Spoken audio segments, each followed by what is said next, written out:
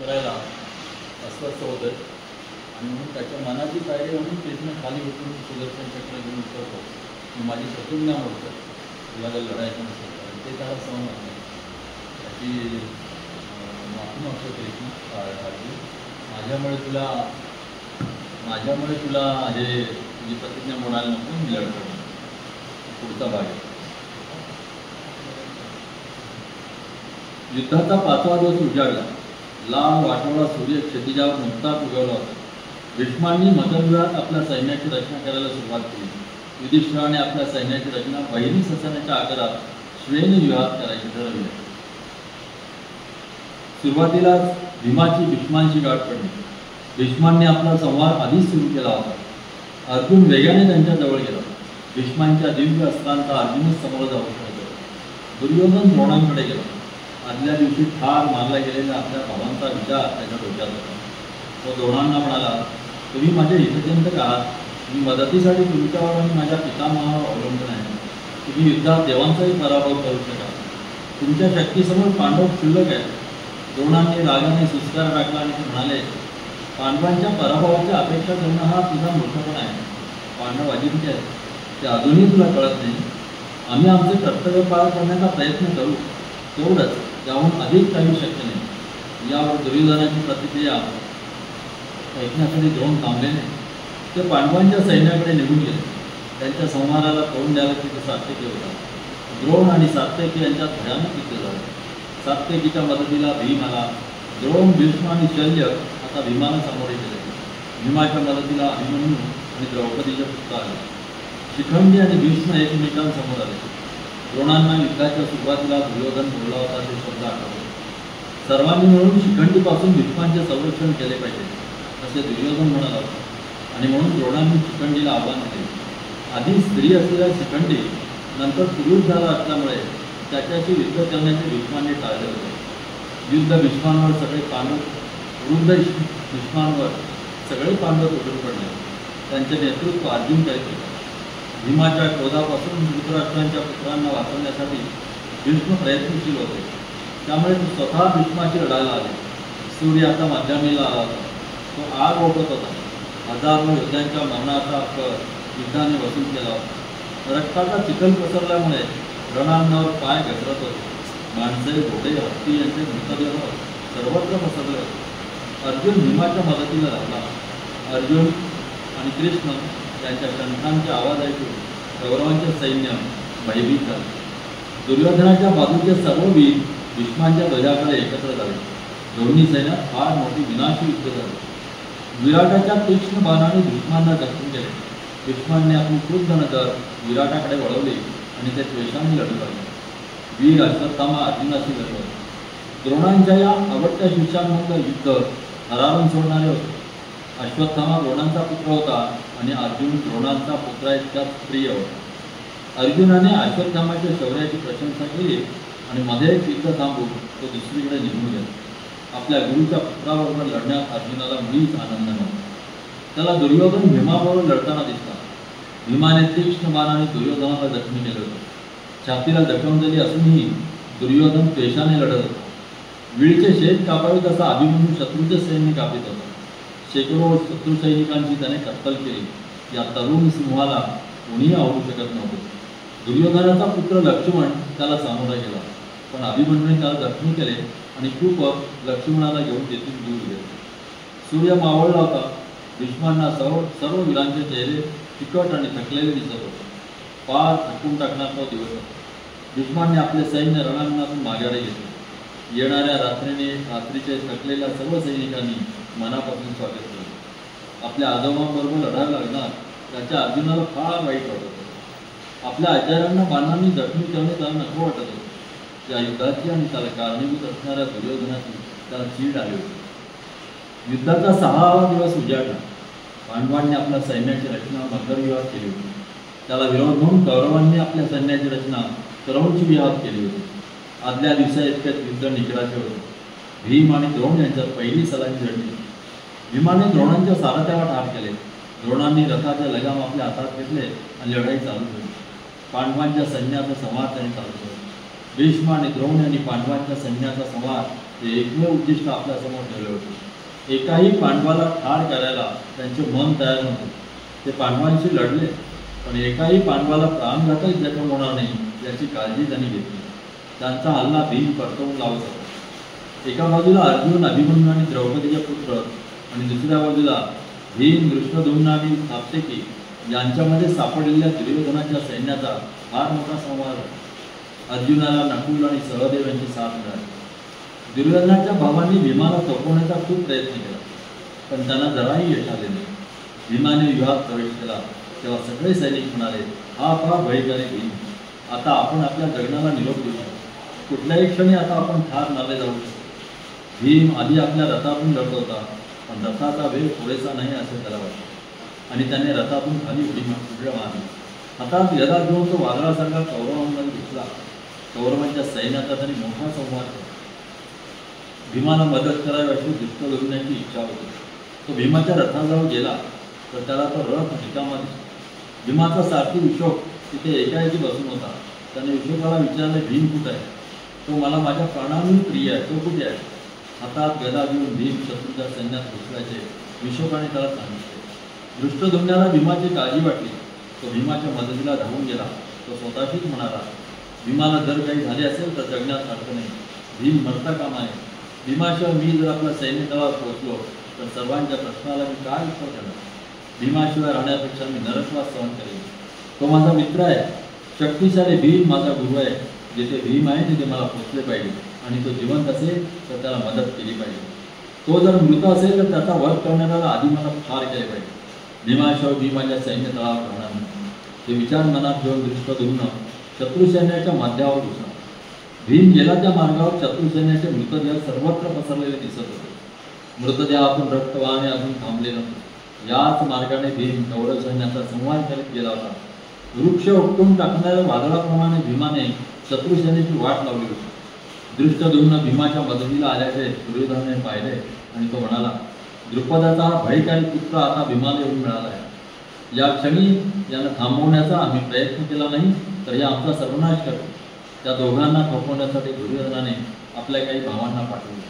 मध्यंतरीच्या काळात द्रोण आणि द्रुपद यांचे द्वंद्व युद्ध झाले. महान द्रोणाचार्यांचा पराभव करण्याची ताकद द्रुपदात नव्हती. लढाई आटोपून द्रोण परत येतो. त्याच वेळी धृष्टद्युम्नाने सर्वांना बेशुद्ध करणारे प्रमोहन नावाचे अस्त्र सोडले होते. दुर्योधनाचे भाऊ या अस्त्राच्या प्रभावाखाली आल्याचे द्रोणांनी पाहिले. द्रोणांनी त्या अस्त्राचा प्रतिरोध करणारे अस्त्र सोडले आणि दुर्योधनाचा भाऊ सिद्धीवर आले. सिद्धीवर आल्यानंतर त्याने पुन्हा भीम आणि धृष्टद्युम्न यांच्याशी लढायला सुरुवात केली. भीम आणि धृष्टद्युम्न यांना मदत करण्यासाठी मोठे सैन्य येऊन अभिमन्यूला पाठवण्यात आले. त्यांनी शुचिमुख नावाच्या सैन्यव्यूहाची रचना केली. धृष्टद्युम्नाने आपले लक्ष द्रोणांकडे वळवले. द्रोणांनी त्याचा रथ रिकामी केला. त्याच्या रथाचे घोडे कोणाने ठार केले. तेव्हा धृष्टद्युम्नाने अभिमन्यूच्या रथात उडी मारली आणि आपले लढणे चालू केले. भीम आपल्या रथात परत आला आणि दुर्योधनाच्या भावांबरोबर लढू लागला. बराच वेळ लढाई चालली, पण शेवटी दुर्योधनाच्या भावांना माघार घ्यावी लागली. अभिमन्यू आणि विकर्ण यांचे द्वंद्व युद्ध झाले. बघत राहावे असे युद्ध होते. दोघेही समसमान होते. कोणीही कोणाचा पराभव करू शकले नाही. दुर्योधन आणि भीम पुन्हा एकदा एकमेकांशी लढले. भीमाने दुर्योधनाला ठार करायचे ठरवले. भीमाचा द्वेष इतका उत्कट होता की दुर्योधनाला मदत करायला सैनिक घेऊन पोहोचले तरी भीम लढायचा थांबला नाही. काही वेळ युद्ध चालू होते. भीमाचा क्रोध सहन करण्या दुर्योधनाला अशक्य झाल्यामुळे तो बेशुद्ध झाला. त्याला रथात घालून जयद्रथाने दूर नेला. त्याला दूर नेण्यासाठी आचार्य कृत यांनी जयद्रथाला मदत केली. भीम जयद्रथाशी लढला. दोघांच्याही मत्तीला अनेक जण आले. पुन्हा एकदा मोठे युद्ध सुरू झाले. हळूहळू संध्याकाळ झाली. सूर्य मावळला. उभयतांनी आपले सैन्य माघारी घेतले. युधिष्ठिराचा सैन्यदळ विजय घोषणाने धुमधुमला. भीम आणि धृष्टद्युम्न हे त्या दिवसाचे वीर नायक होते. या दोघांनी कौरवांच्या सैन्याचा संहार केल्यामुळे सर्वांना आनंद झाला. युद्धाचा 6वा दिवस संपला. पहिला दिवस सोडल्यास पांडवांचा सैन्यदळ विजयी घोषणाने धुमधुमत होता. शंख, तुतारे आणि नगारे यांचा आवाज घुमत होता. नेहमीप्रमाणे दुर्योधन आपल्या पितामहांच्या तंबूत जाऊन त्यांना भेटला आणि त्याने त्यांच्याजवळ आपल्या हृदयाचे दुःख प्रकट केले. तो त्यांना म्हणाला, पांडव आनंदात आहेत. आपल्या सैन्याच्या फार मोठ्या भागाचा त्यांनी संवाद केला. सकाळी भीमानं अभेद्य समजले जाणाऱ्या आपल्या सैन्यव्यूहात प्रवेश केला.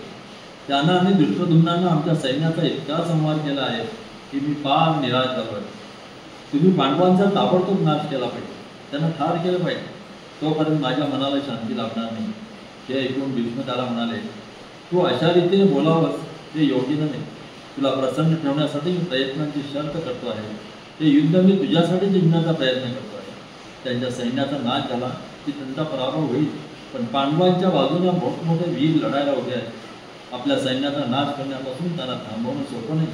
मी माझ्या आयुष्याचा जुगार करून लढलो, ज्याच्यासाठी जगावं असं माझ्यावर काही उरलेलं नाही. तुला प्रसन्न करताना कदाचित मला मरण पत्करावं लागेल. मी पांडवांशी निकरानं लढेल, त्याहून आधी कुणीही काही करू शकणार नाही. कुणीही पांडवांचा वध करू शकत नाही. पांडवांना ठार करा असं तुम्हाला सांगू शकत नाही. तुला युद्धाच्या सुरुवातीलाच मी सांगितलं होतं की मी पांडवांचा वध करणार नाही. तुझ्या इतकेच तेही मला प्रिय आहे, पण मी त्यांचा पराभव करण्याचा शर्तीने प्रयत्न करतो. माझ्या वत्सा जा आणि आता झोप घे. भीमाच्या बाणाने तुला खूप जखमा झाल्या आहेत, ते थोडं औषध घे, त्यानं तुझ्या वेदना कमी होती. भीष्माने त्याला औषध दिले आणि झोपायला पाठवले. युद्धाचा 7वा दिवस उजाडला. भीष्माने मंडलव्यूहात आपल्या सैन्याची रचना केली. ती वर्तुळाकार रचना होती. तिचा भेद करणं कठीण होतं. युधिष्ठिराने अर्जुनाला वज्रव्यूहात सैन्याची रचना करायला सांगितली. कौरवांच्या सैन्याची ती रचनाही तिला भेद करायला कठीण होती. युद्धाला सुरुवात झाली. द्रोणांनी विराट आणि द्रौपद यांच्यावर हल्ला केला. अश्वत्थामाने शिखंडीवर हल्ला केला. दुर्योधन धृष्टद्युम्नाला सामोरा गेला. नकुल आणि सहदेव आपला मामा शल्य यांच्याशी लढू लागले. विंद आणि अनुविंद अर्जुनाशी लढू लागले. भीम कृतवर्णाशी लढत होता. चित्रसेन, विकर्ण आणि दुःशासन यांच्याशी अभिमन्यू लढत होता. भगदत्त घटोत्कचाशी लढत होता. अलंबुश या राक्षसाशी सात्यकी लढला. भूरिश्रवास दृष्टकेतूशी आणि युधिष्ठिर स्वतःविषयी लढला. चैदिराज कृप यांच्याशी लढला. आजचे युद्ध हे द्वंद्व युद्धाने होते.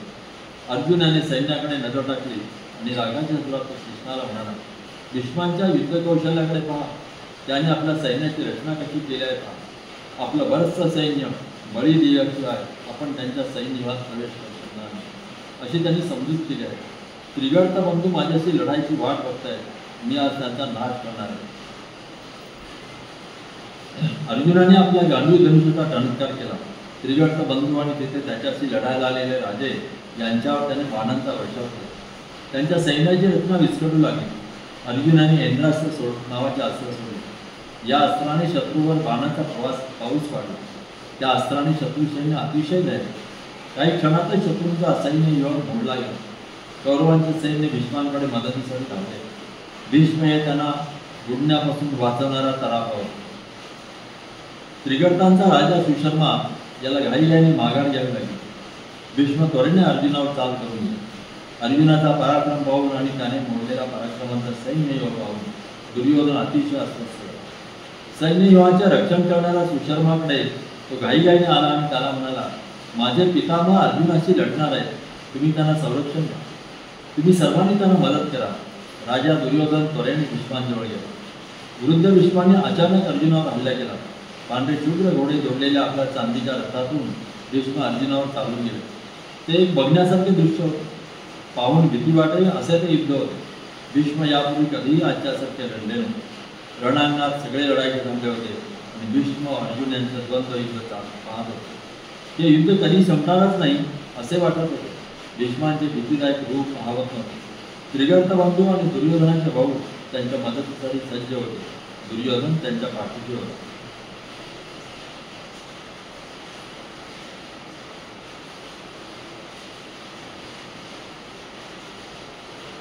पांडवांचा हल्ला रोखण्यासाठी कौरवांचं सैन्य आपली शिकस्त करीत होते, पण त्यांना ते शक्य होत नव्हतं. पांडवांच्या समोर त्यांचे शौर्य अगदी फिके पडत होते. गंगेचे पाणी गोड असते, पण जेव्हा ती समुद्राला मिळते तेव्हा तो गोडवा उगत नाही. त्याप्रमाणे पांडवांच्या पराक्रमाने कौरवांचा पराक्रम गिळून टाकला होता. हा कौरवांचा दोष नव्हता. ते अगदी भारून गेल्यासारखे लढत होते, पण त्यांच्या तुलनेने पांडव खूपच अधिक शक्तिमान होते. रणांगणात ज्याला मरण येते त्याला स्वर्गाचा लाभ होतो. कौरवांनी त्या लाभाचे उद्दिष्ट आपल्या डोळ्यासमोर ठेवले असावे असे दृश्य दिसत होते. भगदत्त आणि घटोत्कच यांच्यामध्ये द्वंद्वयुद्ध हा त्या दिवशीचा विशेष होता. सकाळच्या सूर्यासारख्या झळाळणाऱ्या रथात बसलेला घटोत्कच प्रागज्योतिष देशाचा राजा भगदत्त याला सामोरा गेला. भगदत्त आपल्या हत्तीवर बसून आला होता. ऐरावत आपल्या शुभ्र हत्तीवर बसून आलेला इंद्रासारखा तो दिसत होता. दोघेही योद्धे समसमान होते. ते एकमेकांकडे तुच्छतेने पाहत होते. त्याने एकमेकांना जखमी केले होते. घटोत्कचाचे तीक्ष्ण बाण अंगावर आले की भगदत्ताचे मिस्किल स्मित प्रकट होते. त्याने घटोत्कचाच्या रथाचे घोडे ठार केले. संतापलेल्या घटोत्कचाने भगदत्तावर आपला भाला फेकला. तो भाला भगदत्ताने पकडला आणि त्याचे 3 तुकडे केले. घटोत्कचाला रणांगण सोडून जाणे भाग पडले. भगदत्ताच्या हातीने पांडवांच्या सैन्याचा नाश करायला सुरुवात केली. शल्य आपले भाचे नकुल आणि सहदेव यांच्याशी लढला. त्यांचे शौर्य पाहून तो प्रसन्न झाला. शल्याने स्मित करीत नकुलाचा ध्वज खाली पाडला आणि एका बाणाने त्याच्या सारथ्याला ठार केले. त्यानंतर त्याने त्याचे घोडे ठार केले. नकुल सहदेवाच्या रथावर चढला. ते दोघे मिळून आपल्या मामाशी लढले. सहदेव आपल्या मामावर संतापला होता. त्याने एक भयंकर भाला त्याच्यावर फेकला. तो फटका बसल्यामुळे शल्य बेशुद्धीतून खाली पडला. त्याचा रथ रणांगणाहून दूर नेण्यात आला. त्रिगर्त बंधूंनी अर्जुनावर चारी बाजूने हल्ला केला. भीती वाटावी अशी ती लढाई बराच वेळ चालली. सुशर्मांच्या अनेक सहाय्यकांना अर्जुनाने ठार केले आणि तो भीष्मांच्या रथाच्या दिशेने निघाला. शिखंडी आणि इतर योद्धे अर्जुनाच्या मदतीला आले. अर्जुन भीष्मांच्या दिशेने जात असलेला दुर्योधन आणि जयद्रथ यांनी पाहिला. सैनिकांचा एक गट भीष्मांचे संरक्षण करण्यासाठी धावला. 5 पांडव भीष्मांच्या रथाजवळ पोहोचले. हसऱ्या चेहऱ्याने भीष्म त्यांच्याशी लढायला उभे राहिले. आपल्या धनुष्याने त्यांनी पांडवांवर बाणांचा पाऊस पडायला सुरुवात केली. धनुष्य बाणांचा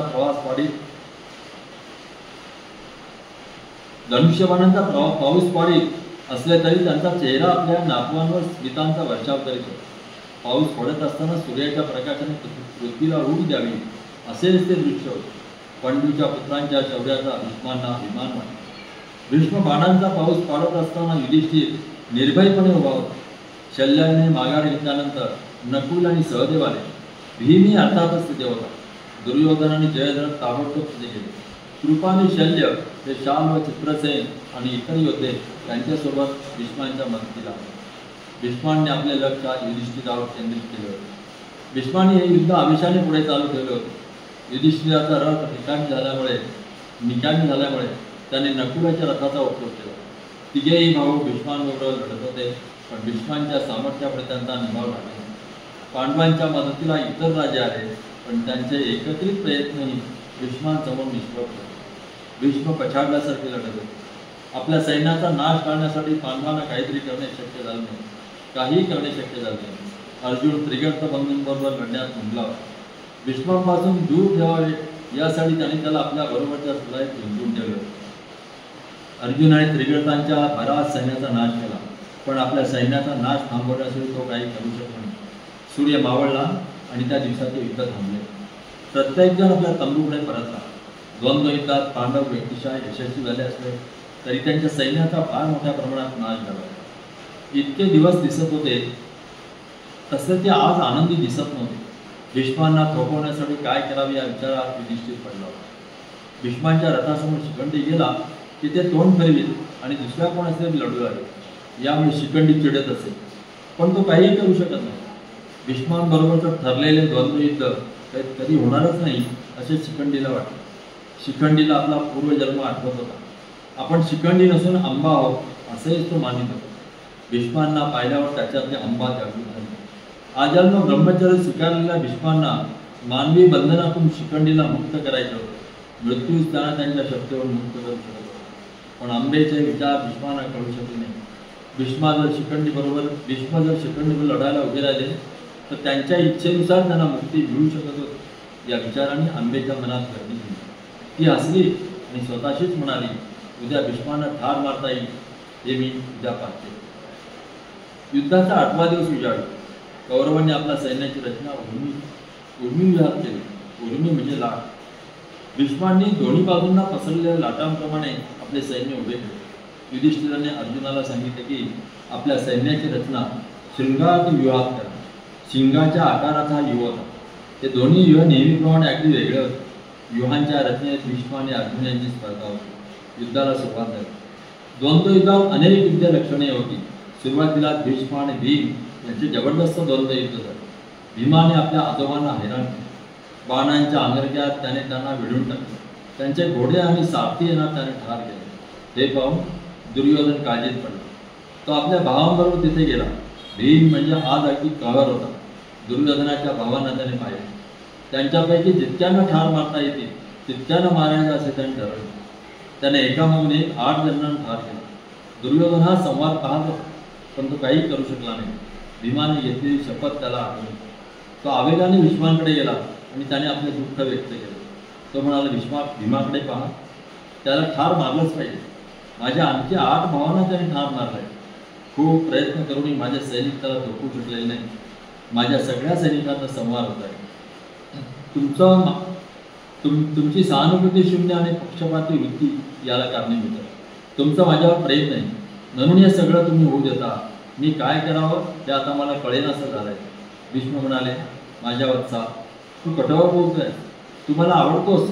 माझं जर तुझ्यावर प्रेम नसतं तर मी या युद्धापासून दूर राहिलो असतो. आणि तीच गोष्ट तुझे गुरु द्रोण यांची. पांडवांना सहज मारता येईल अशी तुझी समजूत तू करून घेतली आहेस. आणि मी तुला पुन्हा पुन्हा सांगतोय की पांडवांना मारणं शक्य नाही. दुर्योधना, तू आणि तुझे भाऊ या युद्धात भीमाकडून फार मारले जाणार. याविषयी शंका नाही. तू तुझ्या भावांना वाचवण्याचा प्रयत्न केला. तू त्यांना वाचू शकलास काय? नाही. भीम तुमच्यावर अत्यंत कृत आहे. भीम जो सूड उगवत आहे तो मी थांबवू शकत नाही. मी तुला इतकंच सांगू शकतो, मरायला तयार हो. तुला शिराचं मरण येईल हेतू का? या क्षणापासून तू लढण्यावर आपलं लक्ष केंद्रित कर आणि ज्या गोष्टी मानवी शक्तीच्या अतीत असतात त्यांची फिकीर करीत बसू नको. या कठोर भाषणानंतर भीष्मांनी आपलं बोलणं थांबवलं. मध्यान्हीची वेळ झाली होती. पांडव आता एकत्र संघटित होऊन भीष्मांवर हल्ला करीत होते, पण तरीही भीष्मांपुढे त्यांचा प्रभाव पडत नव्हता. भीम अतिशय सैन्य ठार करीत होता आणि सहदेवाला बरोबर घेऊन नकुल सगळे घोडे ठार करीत होता. कौरवांच्या फार मोठ्या सैन्याचा नाश झाला. पांडवांचे सैन्य तितकेच दुर्दैवी होते. जो दिसेल त्या प्रत्येकाला ठार करायचे भीष्म आणि द्रोण यांनी ठरवले होते.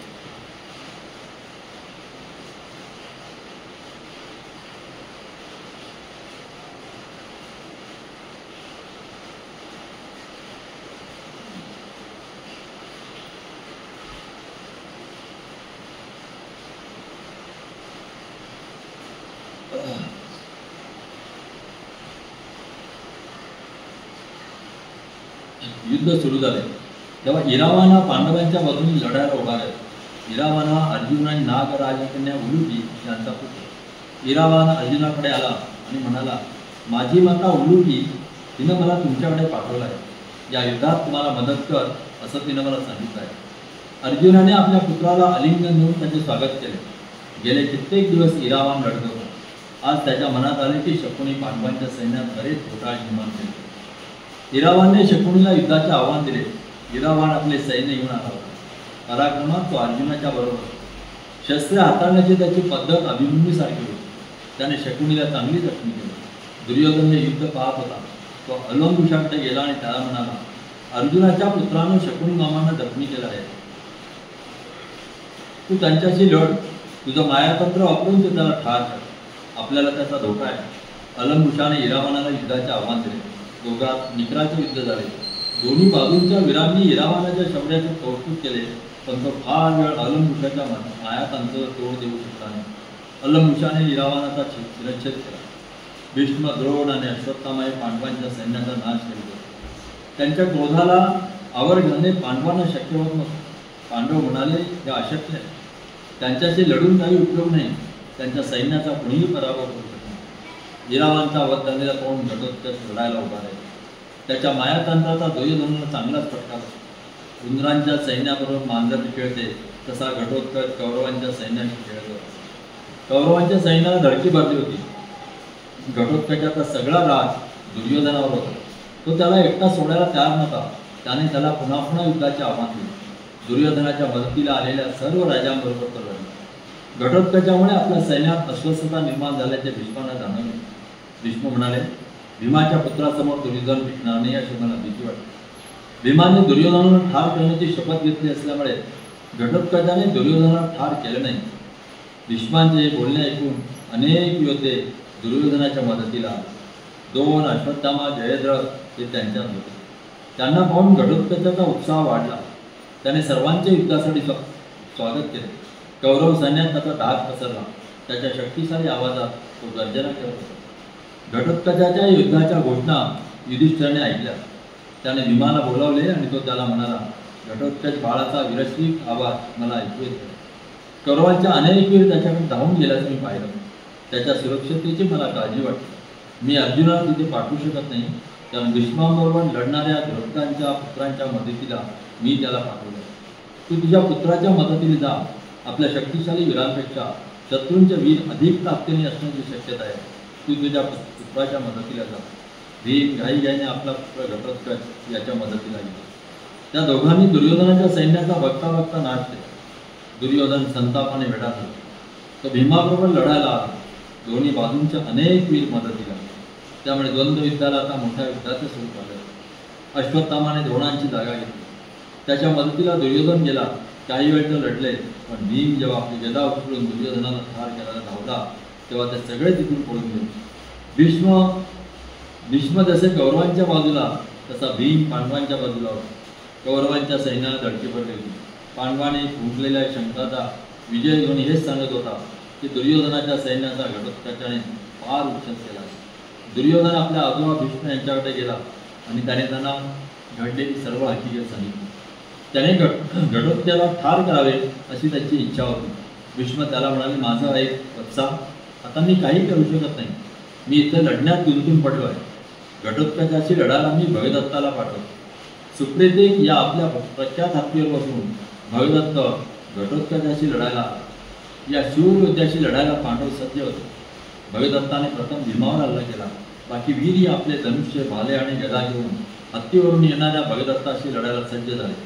पण त्या हत्तीची चाल त्यांना थोपवता येईल. हत्तीचे मस्तक रक्ताने लाल झाले होते, पण तो पुढे सरकतच होता. त्या एका हत्तीने सर्व सैन्य आपल्या आक्रमक चालीभोवती केंद्रित केले होते. या सुप्रीतिक हत्तीशी लढायला दशार्ण देशाचा राजा आपला हत्ती घेऊन आला. त्याने भगदत्ताच्या हत्तीला थोपवले. दोन्ही हत्ती एकमेकांच्या वाटा आडून खडे होते. भगदत्ताने दशार्ण देशाच्या राजावर बाणांचा वर्षाव केला. दशार्ण देशाच्या राजाने माघार घेतली. कौरवांच्या सैन्याने प्रचंड आवाजात विजयी घोषणा दिल्या. पांडव एकत्र येऊन भगदत्ताला थोपवण्यासाठी लढू लागले. मध्यंतरीच्या काळात अर्जुन जिथे जाईल तिथे विजय मिळवत होता. तो भीम आणि घटोत्कच यांच्या मदतीला आला. त्याच्याशी लढायला दुर्योधनाने मोठे सैन्य पाठवले. फार मोठा संवाद झाला. भगदत्ताचा हत्ती पांडवांच्या सैन्याचा धुवा उडीत होता. घटोत्कच, भीम आणि अर्जुन हेही कौरवांच्या सैन्याचा तसा संवाद करीत होते. आपला पुत्र इरावान याचा वध झाल्याचे अर्जुनाला कळले. अनेक निष्पाप माणसांच्या मृत्यूला कारणीभूत ठरणारा युद्ध या गोष्टीचा अर्जुनाला विचार. जो आपल्या मातेची एकमेव आशा होता, अशा तिच्या पुत्राचा दुर्योधनाच्या हत्ती स्वभावामुळे युद्धात करुणास्पद अंत झाला होता. हे सगळे निरर्थक असल्याची जाणीव अर्जुनाला झाली. तो कृष्णाला म्हणाला, माझे चुलते विदुर यांनी फार पूर्वी भविष्य वर्तवले होते. ते म्हणाले होते की युद्धात कौरव आणि पांडव या दोघांचाही नाश होतो, आणि म्हणूनच त्यांनी युद्ध टाळण्याचा प्रयत्न केला होता. कृष्णा या दोन्ही सैन्यांकडे पाहा. आठवड्यापूर्वी ते थोडे प्रचंड होते. कौरवांनी आणि आम्ही कितीतरी निष्पाप माणसांना ठार केला. सत्तेसाठी इतक्या माणसांना ठार मारण्यापेक्षा भीक मागितलेली पण. कृष्णा, मला युद्धाचा वीट आला. कौरवांकडून फक्त 5 गावं स्वीकारणारे युधिष्ठिर का तयार झाला होता हे आता मला कळतं. ही मागणी स्वीकारणं म्हणजे अप्रतिष्ठा सहन करणं असं मला तेव्हा वाटलं होतं, पण आता मला कळतं आहे की माझा भाऊ शांततेसाठी अप्रतिष्ठाही सहन करायला तयार झाला होता.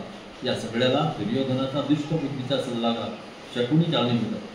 दुर्योधनावर प्रभाव गाजवण्यापूर्वी जर तो ठार मारला गेला असता तर किती बरं झालं असतं. मी क्षत्रियाच्या जन्माला आलो याचं मला खरंच आज दुःख होतं. ज्यांचा काही अपराध नाही अशा माणसांचा मी खून करतो आहे, पण आता मागे वळून पाहण्याची ही वेळ नव्हे. माझ्या रथाच्या घोड्यांना कौरवांच्या सैन्याकडे घेऊन चल. सूर्य मावळण्यापूर्वी आणखी काही लोकांना मला मृत्यूच्या घाईत होताच हवं. संध्याकाळ होत आली. भीष्म आणि अर्जुन यांचे युद्ध पुन्हा सुरू झाले. भीष्म आणि कौरव यांच्यात युद्ध थांबले नव्हते. घटोत्कच अजून तिथे होता. दुर्योधनाने आपल्या आणखी काही भाऊ रणांगणावर पाठवले.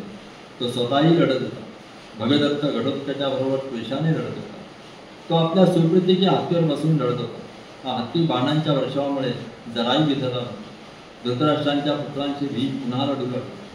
तो एकामागून एकाला ठार करीतच होता. दुर्योधनाच्या आणखी 8 भावांना त्याने ठार केले.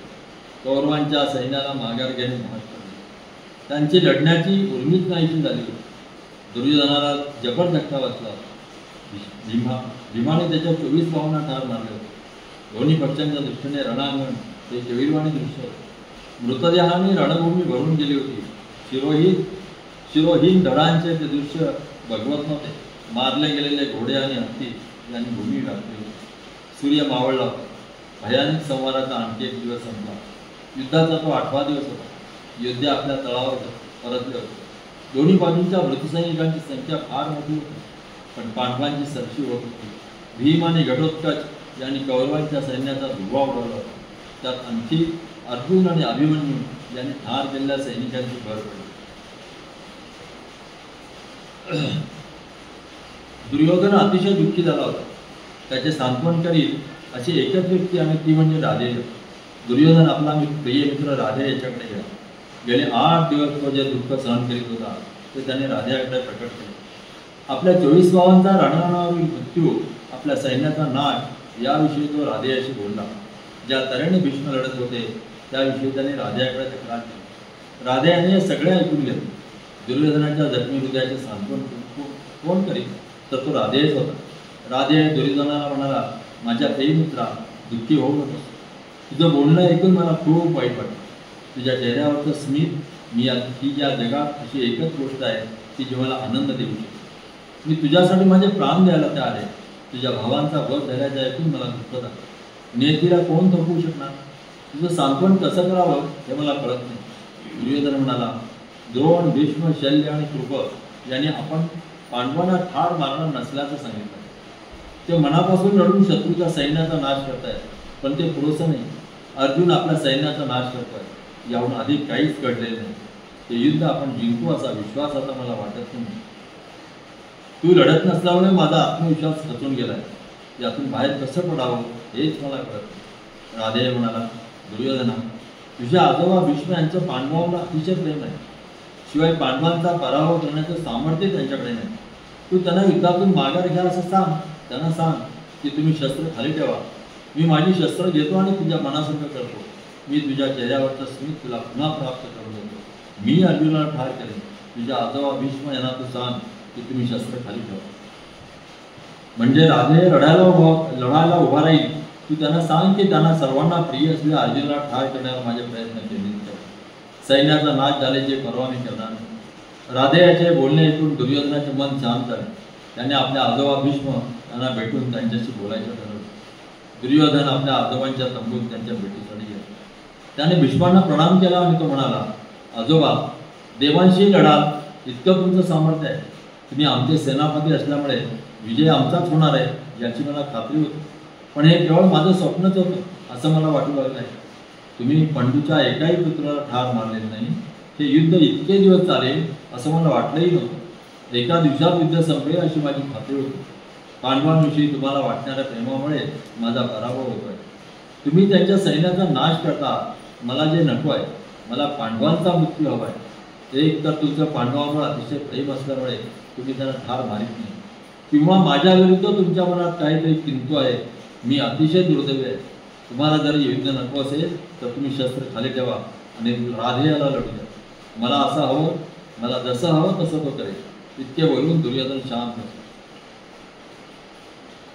दुर्योधनाच्या कठोर बोलण्याने भीष्म दुखावले गेले. ते मनातून रागावले होते, पण त्याने आपला राग बोलण्यातून व्यक्त केला नाही. त्यांचा राग त्यांच्या डोळ्यात उमटला. ते सौम्य स्वरात म्हणाले, दुर्योधना, तू मला दररोज का सांगतोयस?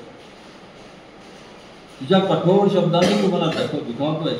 मी तुझ्यासाठी फार मोठा त्याग करतोय. तुला खुश ठेवण्यासाठी माझा बळी देतोय आणि तरीसुद्धा तुम्ही असं बोलतोय. मी पांडवांना ठार करू शकत नाही हे तुला अजून दिसत नाही का? माझी त्यांना मारण्याची इच्छा आहे की नाही हा वेगळा प्रश्न आहे, पण मला हवं असलं तरी ते मला शक्य नाही. ते अजिंक्य आहे. मी हे तुला पुन्हा पुन्हा सांगून तू मला समजून घेत नाही. कृष्ण त्यांचा मित्र आहे जो सगळ्या विश्वाचं संरक्षण करतात.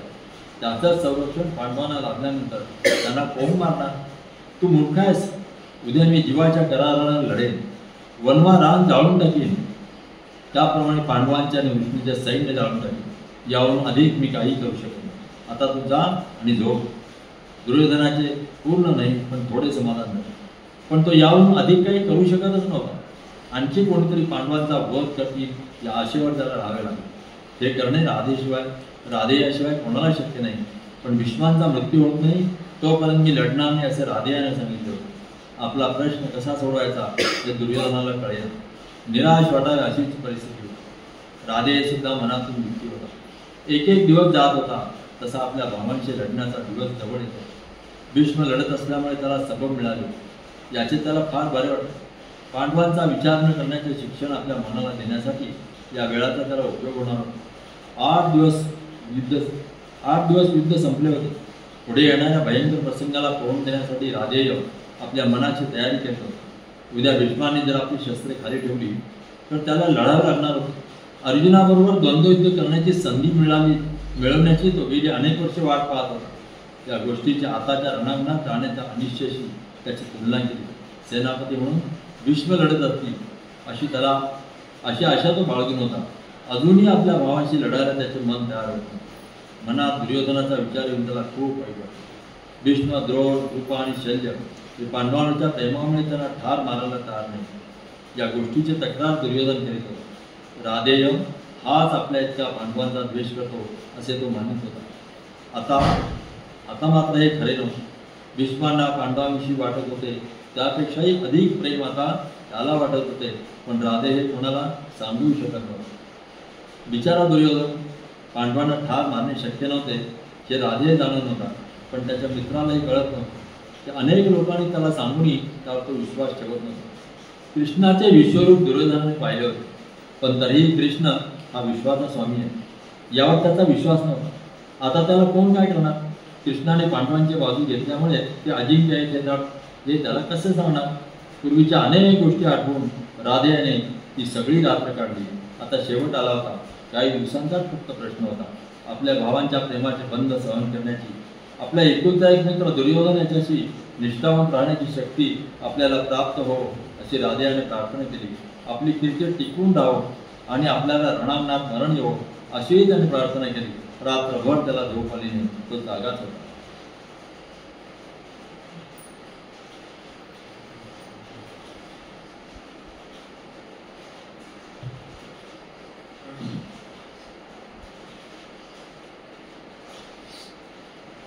युद्धाचा 9वा दिवस उजाडला. पितामह भीष्माने शर्तीने लढण्याचे वचन दिल्यामुळे दुर्योधन आनंदात होता. तो दुःशासनाला म्हणाला, आज आपण नक्कीच जिंकणार आहोत. गेल्या अनेक वर्षांची आपली इच्छा पूर्ण होणार आहे. भीष्मांचं रक्षण करणं हे आज आपलं सर्वात महत्त्वाचं काम आहे. आपल्या वीरांची फळी तू भीष्मांभोवती उभी कर. मी शिखंडीबरोबर लढणार नाही असं ते म्हणाले होते. आपल्या आजोबांना शिखंडी सामोरा येत नाही हे तू पहा. आज जर आपण जिंकलो भविष्याची काळजी करण्याचं कारण उरणार नाही. सगळी व्यवस्था नीट होत असल्याचं पहा. दुर्योधनाने पांडवांची सैन्य रचना पाहिली. तो म्हणाला, दुःशासना, अर्जुनाच्या रथाच्या उजव्या फळीचं रक्षण उत्तमौज करतो आहे आणि डाव्या फळीचं रक्षण युधामन्यू करतो आहे. अर्जुन शिखंडीचं रक्षण करतो आहे. शिखंडी आपल्या आजोबांचा सामोरा येत नाही याची काळजी तुला घ्यायची. अर्जुन दुष्योधनाला म्हणाला, भीष्मांच्या रथाच्या समोर शिखंडीचा रथ येईल हे तू पहा. मी शिखंडीचं रक्षण करणार आहे. आता भीष्म अभिमन्यूला सामोरे गेले. युद्धकौशल्यात कृष्ण आणि अर्जुन यांचे मिश्रण असलेला अभिमन्यू भीष्मांच्या हल्ल्याला मुळीच टाळला. अर्जुन आपल्या पुत्राच्या मदतीला आला. दुर्योधनाचे भाऊ भीष्मांच्या संरक्षणाला उभे राहिले. इतर पांडव अर्जुन आणि अभिमन्यू यांच्या मदतीला आले. कृप आणि सात्यकी यांचे युद्ध सुरू झाले. सात्यकीच्या बाणांचा वर्षाव सहन न झाल्यामुळे कृप आपल्या रथातून खाली पडले. अश्वत्थामा त्यांच्या मदतीला आला. सात्यकीने अश्वत्थामाच्या धनुष्याचे 2 तुकडे केले. अश्वत्थामाने दुसरे धनुष्य घेतले आणि बाणांचा असा वर्षाव केला की त्याने डोंगराचे तुकडे बांधले. सात्यकी बेशुद्ध झाला. पण काही क्षणातच तो शुद्धीवर आला आणि त्याने नव्या जोमाने अश्वत्थामावर हल्ला केला. सात्यकीच्या बाणांनी त्याला पूर्ण वेढलं. द्रोण आता आपल्या पुत्राच्या मदतीला आले. सात्यकी आणि द्रोण यांचे द्वंद्वयुद्ध सुरू झाले. आपल्या लाडक्या सात्यकीच्या मदतीला अर्जुन धावला. अर्जुन हा द्रोणांचा आवडता शिष्य होता आणि अर्जुनाला द्रोण आपल्या पित्याहून अधिक प्रिय होते. पण आता हे सगळे विसरून काय भाग होते. दोघेही शर्तीने लढले. या द्वंद्व युद्धांची दुर्योधनाला काळजी वाटत होती. त्यानं सुशर्माला तिथे पाठवले. दृष्टद्युम्न अर्जुनाच्या मदतीला येईल अशी भीती दुर्योधनाला वाटत होती. दृष्टद्युम्न हा द्रोणांचा वध करण्यासाठी जन्माला आला आहे ही गोष्ट सर्वांना ठाऊक होती. अर्जुनाची लढण्याची शैली पाहून द्रोणांचे डोळे कौतुकाने भरले गेले. त्याने आपल्या शिष्याला अभिमान वाटला. त्यांना आपल्या शिष्याचा अभिमान वाटला, पण त्यांना त्याच्याबरोबर लढायचे होते. क्षत्रियाची भूमिका आणि धर्म आपण स्वीकारला याबद्दल त्यांनी स्वतः भीषण दिले. वायूचे स्मरण करून अर्जुनाने वायुव्यास्त्र सोडले. प्रचंड वादळ वारा सुटला आणि त्यामुळे कौरवांच्या सैन्याला धडकी भरली. द्रोणांनी शैल या नावाचे अस्त्र सोडले आणि तो वादळ वारा नाही झाला. त्याने अर्जुनाकडे पाहिले आणि स्मिताच्या रूपाने धनुती म्हणाले, माझ्या वत्सा, मला हे अस्त्र सोडणं भाग होतं. अर्जुनाने स्मिताच्या रूपाने उत्तर दिले. तो जण म्हणाला, होय, तुम्हाला ते करणं भाग होतं हे मला कळलं आहे. त्रिगर्ताने घाई गर्दीने माघार घेतली. दुर्योधन अनेक वीरांना मदतीला घेऊन भीष्मांच्या मदतीला धावला. भीष्म युधिष्ठिराशी लढत होते. आपली गदा भीमाने आपल्या हातात घेतली आणि तो भीष्मांवर हल्ला चढवण्याचा प्रयत्न करू लागला. पण हत्तींचे दळ वेगाने पुढे झाले. त्याने भीमाला भीष्मांच्या जवळ जाऊ दिले नाही. हत्तींचे दळ ठार करताना भीम आणि खुशीत होता. हत्तीच्या दळापैकी जे हत्ती उरले होते ते भीमापासून दूर पळून गेले. पांडवांना आता भीष्मांच्या क्रोधाचे दर्शन झाले. पछाडल्यासारखे ते लढत होते. सगळेजण नुसते उभे राहून पाहत होते. ते काहीही करू शकत नाही. मूर्तिमंत देव असेच त्यांचे रूप होते. पांडवांच्या सैन्याचा धुवा उडवायचे त्यांनी ठरवले होते आणि ते करायला त्यांनी पद्धतशीर सुरुवात केली. सर्व पांडव वीरांनी हा हल्ला थोपवण्याचा प्रयत्न केला, पण तो निष्फळ ठरला. प्रत्येक क्षणी रणांगणावरच्या प्रेतांची रास वाढत होती. सारे रणांगण जण मृत्यूच्या घट्ट पकडीत गवसले होते. भीष्मांनी सर्वांना ठार करायचे ठरवले. कौरवांचे सर्व वीर भीष्मांच्या भोवती जमले होते आणि पांडवांचे वीर दृष्टद्युम्नाभोवती जमले होते. युद्धद्वंद्वे खेळली जात नव्हती, ते शक्य नव्हते. त्रिगर्त बंधू सतत अर्जुनावर हल्ला करत होते. अर्जुनाला त्यांचे आव्हान स्वीकारणे भाग होते. तो मुळे युद्धाचा नियमच होता. कोणीही दिलेले आव्हान नाकारू शकत नव्हता. अर्जुनासमोर त्रिगर्त बंधू दुबळे ठरत असल्यामुळे त्यांच्या मदतीला भीष्म आले. युधिष्ठिर आणि नकुल सहदेव भीष्मांचे हल्ले रोखण्याचा प्रयत्न करीत होते, पण त्यांना जराही यश मिळत नव्हते. दुर्योधनाचे बरेचसे सैन्य मात्र त्याने ठार केले होते. त्यामुळे दुर्योधन अस्वस्थ झाला होता. तो पांडवांचा मामा शल्य याच्याकडे गेला आणि त्याला म्हणाला, भीम आणि अर्जुन यांच्या इतकाच युधिष्ठिर सामर्थ्यवान दिसतात. नकुल आणि सहदेव तुमच्या समोरच थोर योद्ध्याचे भाचे शोभावेत शोधतायत. त्यांचा क्रोध कोणीही आवरू शकत नाही. मला असं वाटतं की तुम्ही त्यांच्याशी लढावं. त्याप्रमाणे शल्य, नकुल, सहदेव आणि युधिष्ठिर यांच्याशी लढायला आला. युधिष्ठिरला शल्याविषयी अतिशय आदर होता. शल्याला पांडव हे मुलांसारखे होते, तरीही त्याला पांडवांशी लढायला उभे राहावे लागले. हा प्राक्तनाचा खेळ पाहून युधिष्ठिराला दुःख झाले. नकुल आणि सहदेव यांचा मामा शल्य लढायला पुढे झाला. युधिष्ठिराच्या मदतीला भीम आला. या चौघांनी शल्य आणि त्याच्या नेतृत्वाखाली असलेल्या सैन्याशी लढायला सुरुवात केली. भीष्मांचा क्रोध जराही कमी झाला नव्हता. उलट सूर्याची उष्णता वाढली तसा तो वाढला होता. भीती वाटावी अशा वेगाने पांडवांच्या सैन्याचा नाश होत होता. ते दृश्य भयंकर होते. कृष्ण अर्जुनाला म्हणाला, या माणसानं पंडूचे 5 पुत्र सोडून सर्वांना ठार करायचे ठरवले. तुला आपले सैन्य वाचवलंच पाहिजे. कौरवांचे सर्व वीर मी एक हाती ठार करीन असं तू म्हणाला होतास. याची मी तुला आठवण करून देतो. तुला आता ती संधी आहे. तुझ्या सैन्याकडे एकदा पहा. अर्जुन तुझे पितामह भीष्म यांच्याजवळ मी तुझा रथ नेतो. जराही दयानं बाळगतो तुझ्या ठार कर. अर्जुन खिन्न स्वरात म्हणाला, माझ्या सर्व प्रिय नातेवाईकांना ठार मारण्याची माझी इच्छा नाही. असं करून जे राज्य आपल्याला मिळवत आहोत त्याला कसलाही अर्थ राहणार नाही. नरकापेक्षाही भयंकर अशा या पृथ्वीवर राहण्यापेक्षा मी प्रत्यक्ष नरकात जाणं पसंत करेन. तरीही तू मला भीष्मांजवळ घेऊन जा. तू जसं सांगशील तसं मी करीन. अर्जुनाचे बोलणे ऐकून कृष्ण अतिशय रागावला. अर्जुनाचे भाऊ आणि इतर वीर यांनी अर्जुनाच्या रथाकडे पाहून सुटकेचा विश्वास टाकला. अर्जुन हा त्यांना बुडण्यापासून वाचवणारा तडाखा होता. अर्जुन पुढे गेला. आपल्या पहिल्या बाणाने त्याने भीष्मांच्या रथावरच्या ध्वजाचे 2 तुकडे केले. त्यानंतरच्या बाणाने त्याने भीष्मांचे धनुष्य तोडले. भीष्माने दुसरे धनुष्य घेतले आणि ते रडू लागले. अर्जुनाने तेही धनुष्य तोडले. अर्जुनाचे चापल्य पाहून भीष्म अतिशय खुश झाले. ते म्हणाले, शाबास अर्जुना, तुझ्याशी लढणं हा आनंद आहे. असे प्रेक्षणीय युद्ध तिथे जमलेल्या लोकांनी पूर्वी कधीच पाहिले नव्हते. पण अर्जुन भीष्मांच्या दिशेने नुसते बाण सोडित होता. त्याने भीष्मांना इजा होणार नाही हे तो पाहत होता. अर्जुनाची ही मृदुता पाहून कृष्ण संतापला. युद्धातील अशा महत्वाच्या वेळी या वागण्याला कृष्ण क्षमा करू शकत नव्हता. भीष्मांचा प्रत्येक बाण पांडवांच्या एकातही सैनिकाला ठार करीत होता. याच्या उलट फुलांच्या पाकळा पडाव्या तसे अर्जुनाचे बाण भीष्मांच्या अवतीभोवती पडत होते, त्यांच्या अंगावर पडत होते. पांडवांचे सैन्य कुठल्याही क्षणी नष्ट होईल अशा वेगाने कौरव लढत होते. कृष्णाने काही क्षण ते दृश्य पाहिले आणि त्याचा संयम संपला. आपल्या हातातले अर्जुनाच्या रथाचे लगाम कृष्णाने वैतागून फेकून दिले. त्याने रथातून बाहेर उडी टाकली. त्याच्या हातात सुदर्शन चक्र होते. तो भीष्माच्या समोर जाऊन उभा राहिला. क्रोधामुळे त्याचा चेहरा वेडावाकडा झाला होता. कृष्णाचा क्रोध पाहणारे लोक ओरडले, आता भीष्म मरणार, आता भीष्म मरणार. भीष्म अगदी शांत होते. त्याने कृष्णाकडे हसून पाहिले आणि ते म्हणाले, माझ्या प्रिय परमेश्वरा, तुझ्या दर्शनाने मला आनंद झाला आहे. तुझ्या हातून मृत्यू जर आला तर मी त्याचं स्वागत करेन. ही संधी मला दुसऱ्यांदा मिळते आहे. एकदा ही संधी निसटली होती. आता तू माझ्याशी युद्ध केल्याशिवाय मी तुला जाऊ देणार नाही.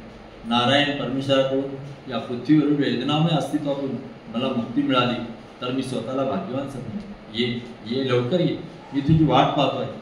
डोळ्याची पापणी लवावी इतक्या वेळात हे सगळे घडले. अर्जुन अगदी घाबरून गेला होता. तो रथाबाहेर येऊन कृष्णाच्या पायापाशी पडला. त्याला धड बोलता येत नव्हते. भयामुळे त्याचा गळा सुकला होता. त्याने आपल्या दोन्ही हाताने कृष्णाचे पाय धरले आणि अश्रूभरल्या डोळ्यांनी त्याच्याकडे पाहिले. कृष्ण त्याच्याकडे पाहत नव्हता. त्याला अडवणारे अर्जुनाचे हात त्याने दूर केले. फुटकार टाकणाऱ्या सर्पाप्रमाणे तो श्वास टाकीत होता. अखेर अर्जुन त्याला म्हणाला, तू असं करू नयेस, अशी माझी तुला प्रार्थना आहे. तुला तुझं वचन मोडायला लावावं, हे पाप माझ्या हातून घडलं याची मला क्षमा कर. तू हातात शस्त्र घेतलंस तर जग खोटी शपथ घेतल्याचा दोष देईल. तुझ्या शुद्ध कीर्तीला मी हा कलंक लावू देणार नाही. मी माझ्या निद्रेतून आता जागा जावाय. युद्ध सुरू झालं त्या दिवशी तू जे म्हणालास त्याची मला आठवण आहे. मी तुला शब्दावर सांगतो की माझा शब्द मी पाळीन आणि ज्याला ठार मारीन असे म्हणालो होतो त्याला ठार करेन. सत्य आणि आपला स्नेह यांची शपथ घेऊन मी सांगतो की मी घेतलेली शपथ खोटी ठरू देणार नाही. हे ऐकून कृष्ण प्रसन्न झाला. अर्जुनाच्या मनावरचा काळा ढग नाहीसा झाल्याचे त्या क्षणी त्याला कळले. आता त्याच्या पराक्रमाला तोड दिसणार नाही. पण कृष्णाने आपला आनंद प्रकट केला नाही. त्याच्या चेहऱ्यावरचे भाव पूर्वी होते तसेच होते. वादळापूर्वी दिसणाऱ्या आकाशासारखा त्याचा चेहरा दिसत होता. एक शब्दही न बोलता तो रथारूढ झाला आणि घोड्यांचे लगाम त्याने आपल्या हातात घेतले. सर्वांना आता एक वेगळाच अर्जुन दिसला. अर्जुन आता भीष्माहूनही भयंकर भासत होता. आपल्याला आपण घेतलेली शपथ पूर्ण केल्याचे कृष्णाला दाखवणे हा ध्यास त्याने घेतला होता. पण अजूनही भीष्म अजिंक्य होते. ते करीत असलेल्या संहारापासून त्यांना कोणीही आवरू शकत नाही. अर्जुन कौरवांच्या सैन्याचा नाश करीतच होता. पण भीष्म करीत असलेला क्रुद्ध संहार तो थांबवू शकला नाही. संध्याकाळ झाली. युद्ध थांबले. युद्ध सुरू झाल्याला 9 दिवस होऊन गेले होते. तो शेवटचा दिवस फार भयंकर होता. भीष्मांचा क्रोध हा एकच विषय सर्वांच्या बोलण्यात होता. पांडव घाबरून गेल्याची ही पहिलीच वेळ त्यांच्या आयुष्यात होती. असे होईल याची शक्यता त्यांना कधीच वाटली नव्हती. भीष्म अशा शौर्याने रडत असताना युद्ध जिंकण्याची पांडवांना आशा वाटत नव्हती. पांडवांच्या तंबूत शांतता पसरली होती. शंख आणि तुताऱ्या फुंकून ते आनंद व्यक्त करीत नव्हते. ते निराशेच्या खोल गर्तेत उडून गेले होते. दुःखामुळे युधिष्ठिराला एक शब्दही बोलता येईना. भीष्मांच्या क्रोधासमोर तो असहाय्य झाला होता. काही वेळाने तो भानावर आला आणि कृष्णाला म्हणाला, कृष्णा, ते युद्ध आपण कधीही जिंकू शकणार नाही असंच मला वाटतं. भीष्मांकडे पहा. त्यांच्याबरोबर लढणं केवळ अशक्य आहे. गेले 9 दिवस त्यांचा आवर घालण्याचा मी प्रयत्न करतो, पण ते शक्य झालेलंच नाही. भीष्म युद्धाला उभे राहिले की आपलं सैन्य वितळून जातं असंच मला वाटतं आणि मी काही करू शकत नाही. मी काय करावं ते मला तू सांग. माझ्या आजोबांशी युद्ध करण्याचा विचारही माझ्या मनाला सोसत नाही. वज्रधारी इंद्राबरोबर लढणं सोपं आहे. पाशधारी वरुणाबरोबर लढणं सोपं आहे. दंडधारी कुबेराबरोबर लढणं सोपं आहे.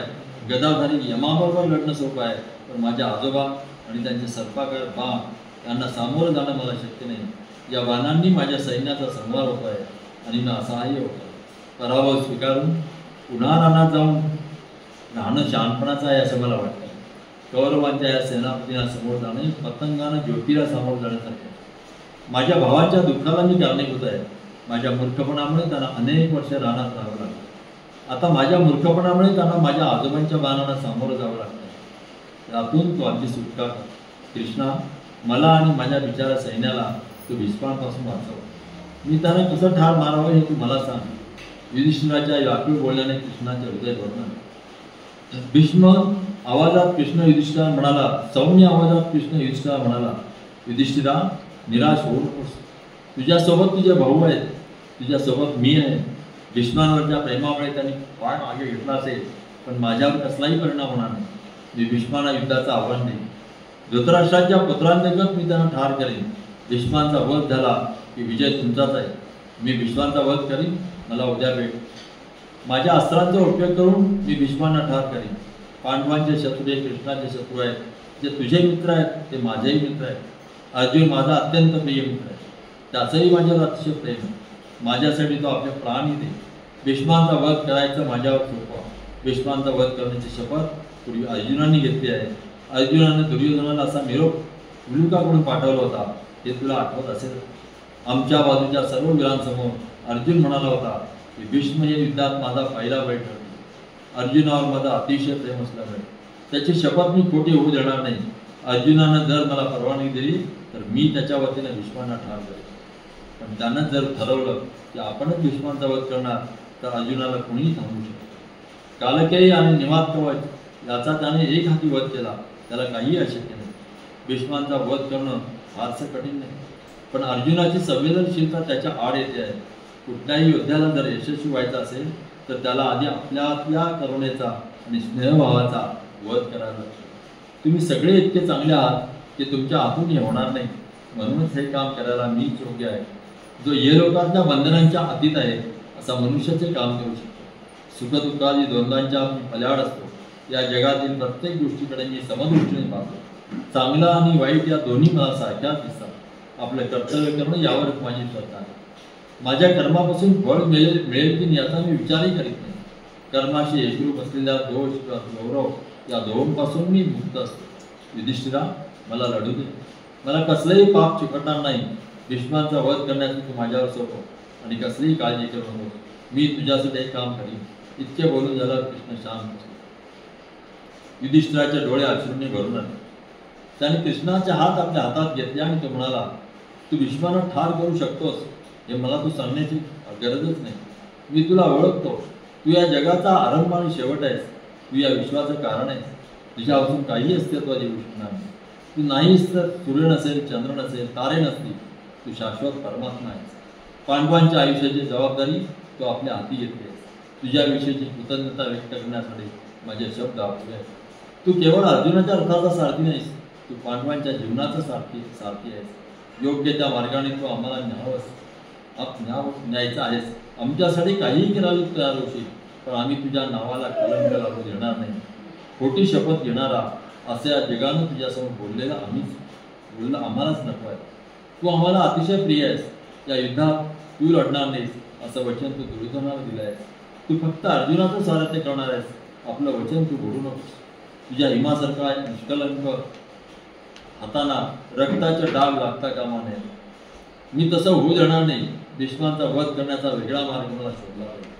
काही क्षण थांबून युधिष्ठिर म्हणाला, युद्धाच्या पहिल्या दिवशी मी पितामह भीष्मांची भेट घ्यायला गेलो होतो.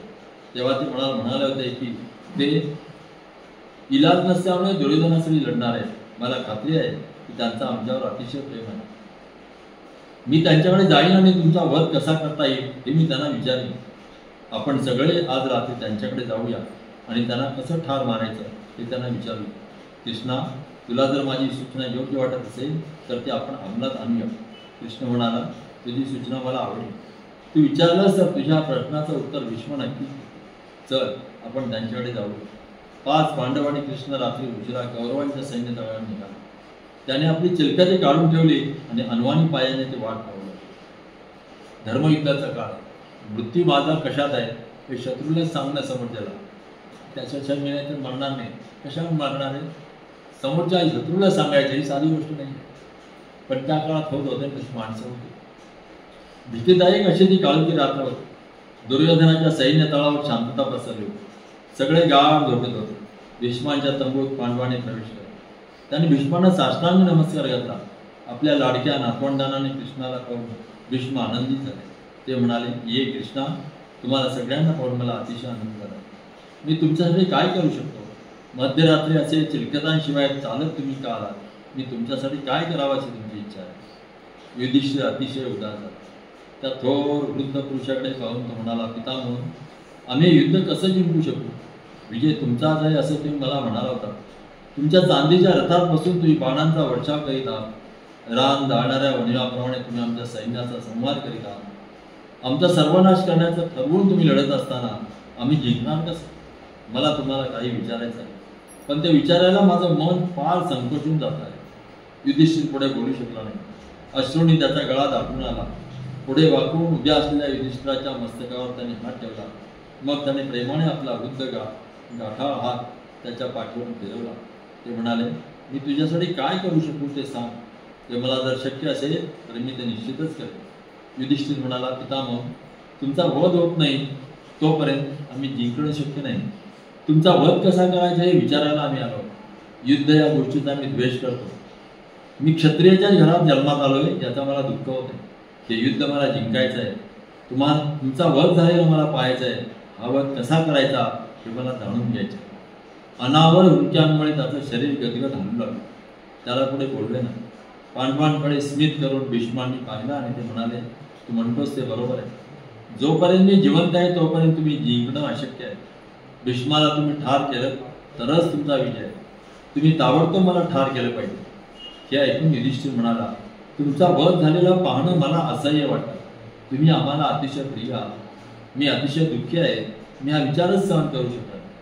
तुमचा वध केल्याशिवाय आम्हाला युद्ध जिंकता येणार नाही काय? दुसरा काही मार्ग नाही काय? भीष्म म्हणाले, माझ्या वत्सा, नाही, दुसरा मार्ग नाही. मी आनंदानं मरणाचा स्वीकार करेन याची मी तुला खात्री देतो. मी इतका सामर्थ्यवान आहे की कोणीही मला मारणं शक्य नाही. इंद्रही माझा वध करू शकत नाही. माझ्या या अजिंक्यतेचा मला आता वीट आला आहे. माझ्या वत्सा, मरणाची मला किती ओढ लागली आहे हे तुला कळलं तर किती बरं होईल. मरण ही माझी दयामय सुटका ठरेल, पण माझा वध करणं शक्य नाही. माझा वध कसा करता येईल हे तुम्हाला विचारलंच, याबद्दल मी तुझा ऋणी राहील. भारावून गेल्यासारखे पांडव भीष्मांचे बोलणे ऐकत होते. भीष्म पुढे म्हणाले, दोनच व्यक्ती माझा वध करू शकतात, एक म्हणजे कृष्ण आणि दुसरा अर्जुन. भीष्माने अर्जुनाला आपल्या मांडीवर बसवले आणि त्याला म्हणाले, माझ्या वत्सा, उद्या तू माझा वध कर. मी फार थकलो आहे आता. माझ्यावर तुमचं प्रेम आहे असं तुम्ही म्हणता. ते जर खरं असेल तर माझा वध करा आणि जिची ओढ मला लागली आहे ती शांती मला प्राप्त करून द्या. अर्जुनाने भीष्मांच्या भव्य छातीवर आपलं डोकं ठेवलं. पित्याच्या मृत्यूनंतर तो लहान मूल असताना ज्येष्ठ कौरवांकडून प्रेम आणि आधार मिळावा म्हणून हस्तिनापुरात आला होता. तसा तो आता काही क्षण लहान मूल झाला होता. भीष्म म्हणाले, मी लढत असेल तर कुणीही माझा वध करू शकणार नाही. मी जर माझी शस्त्र खाली ठेवली तरच तुम्ही माझा वध करू शकता. उद्या तुम्ही जर शिखंडीला माझ्यासमोर उभा कराल तर मी माझं धनुष्य खाली ठेवेन. मी त्याच्याशी लढणार नाही, कारण तो आधी स्त्री होता. मी स्त्री बरोबर आणि गेल्या जन्मात स्त्री असलेल्या पुरुषाबरोबर किंवा स्त्रीचं नाव असलेल्या व्यक्तीबरोबर मी लढत नाही, अशी माझी प्रतिज्ञा आहे. पूर्वजन्मीची अंबा म्हणजे या जन्मीचा शिखंडी. अंबा ही काशीच्या राजाची कन्या. अंबिका आणि अंबालिका या तुमच्या आज्यांची ती थोरली बहीण. अंबाईची शोकात्मकता भीष्म त्यांना सांगू लागले.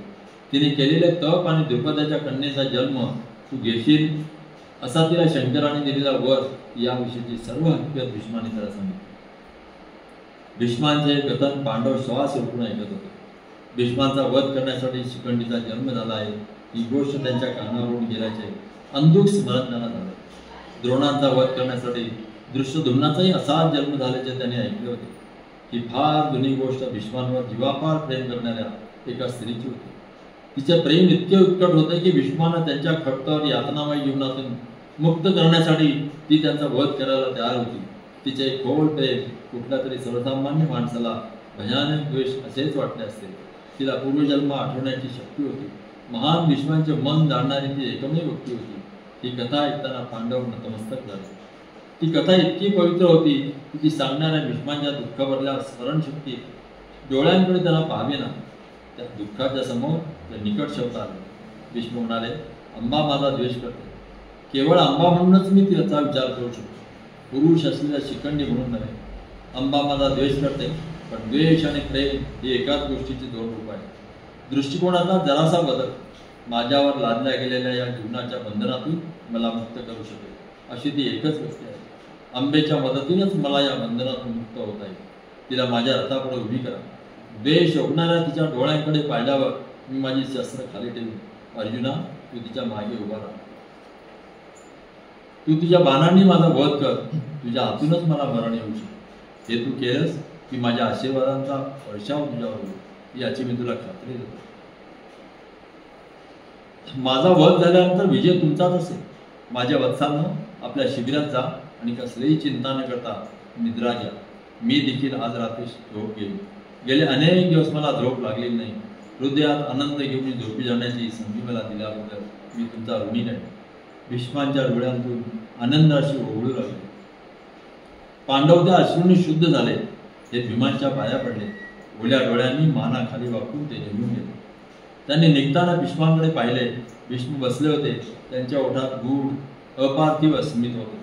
परलोकाच्या प्रवासाला त्यांनी सुरुवातही केली होती. असेच त्यांच्याकडे पाहून वाटत होते. काही क्षण पृथ्वीवर विसावा घेण्यासाठी आलेल्या देवासारखे ते दिसत होते. ते अचानक तरुणाने आनंदी दिसू लागले. कृष्णाने त्यांच्याकडे पाहून स्मित केले आणि तो म्हणाला, या क्षणापासून तुम्ही आनंदी राहा. या मानवांच्या जगात तुमचा पुनर्जन्म होणार नाही. कुरुघराण्यातला सर्वश्रेष्ठ पुरुष म्हणून जग तुमची स्मृती ठेवली. भीष्मांनी स्मित केले. कृष्णाचे आभार मानले. अशा रीतीने ते निघून गेले. पांडव आपल्या तळावर पोहोचले. गळ्यात गहीवर दाटून आलेल्या अर्जुन कृष्णाला म्हणाला, मी हे कसं करू शकतो? आम्ही लहान मुलं होतो तेव्हाचे ते दिवस मला आठवतात. मी खेळताना धुळीनं आणि चिखलानं मापून येत असे. मी धावत जाऊन भीष्म आजोबांच्या मांडीवर बसत असे आणि बाबा अशी त्यांना हाक मारित असे. त्यांचे पांढरे शुभ्र कपडे मी मिळवल्यानंतर ते हसत आणि माझ्याशी खेळत. ते हसून मला म्हणत, मी तुझा बाबा नाही, मी तुझा आजोबा आहे. तू म्हण आजोबा. मग मी आजोबा अशी त्यांना हाक मारल्यानंतर ते मला घट्ट मिठी मारायचे.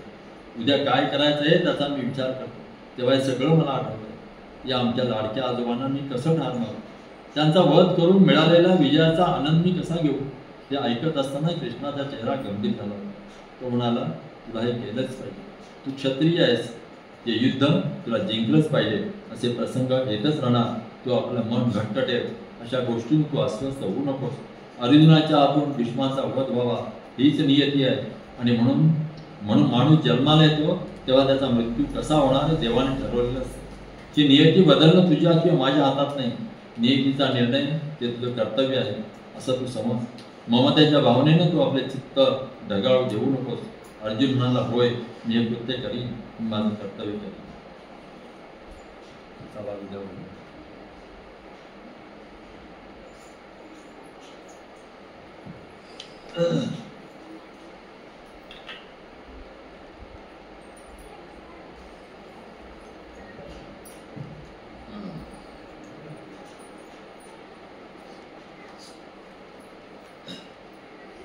आता विश्वात्मके देवे येणे वाक्यज्ञे दोषावे दोषोनी मजरावे पसाय गाणे जे कळांची व्यंकटी सांडो तया सत्कर्मी रती वाढो भूता परस्परे पडो मैत्र जीवांचे दुरितांचे तीर राहो विश्वस्त धर्म सूर्ये पाहो जो जे वांछिल तो ते लाभो प्राणी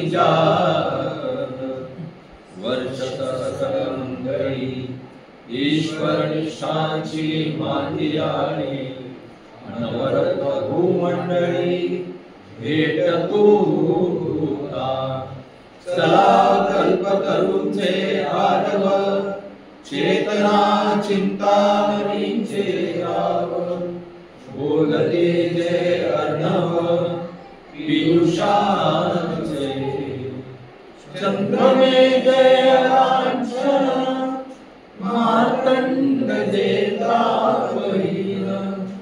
ते सर्वांगी सदा सज्जन सोय रे भोगू किंबहुना सर्व सुखी पूर्ण होनी तीन लोकी भजितो आदि पुरुषी अखंडित आणि ग्रंथोपजीविये विशेषी लोकीये दृष्टादृष्ट विजय ओहावेजी येत म्हणे श्री विश्वेश्वराव आहोई ज्ञान पसारो येणे वळे ज्ञान देवो सुखिया झाला सुखिया झाला सुखिया झाला ओम शांती शांती शांती. एक कल्पना आहे मनात की प्रथमेश प्रसाद आहे खाली लाडू वगैरे आणि